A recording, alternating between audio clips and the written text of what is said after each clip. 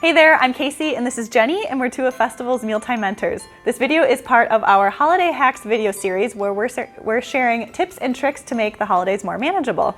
And today we are talking about 5 ways to use tarts. Yeah, so tarts are basically like an open pastry. What we have here today are tartlets, mini tarts, which are adorable, yes.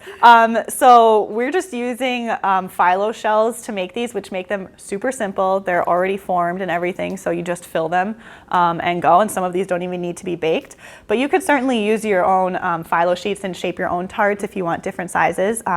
But these are a big time saver. Yes, and around the holidays, we need every single minute we can get. 100%. Yeah. So the first tartlet that we have is a goat cheese cheesecake one, and it's topped with a tart cherry filling, so super, super tasty, and again, really easy. It's no bake. Yes, so another no bake one that we have is a lemon raspberry tartlet. 3 ingredients, including those shells, so super simple, but again, very impressive and tasty. Exactly, and next we have a cranberry, pear, and brie tartlet.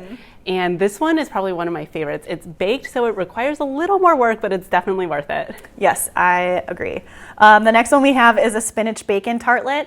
This one's almost like a quiche. It has a little bit of egg involved, but it kind of combines that really great classic creamy spinach dip with bacon, which, hello, who doesn't love that, especially around the holidays. And the last one we have is a really simple Caprese one, which is like all the classic flavors that you would expect in a little bite-sized form. And this is baked, but it's super, super simple.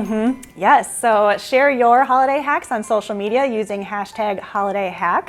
Find more videos from this series on our YouTube channel. And for these recipes and many more, check out festfoods.com/seasons. Happy holidays.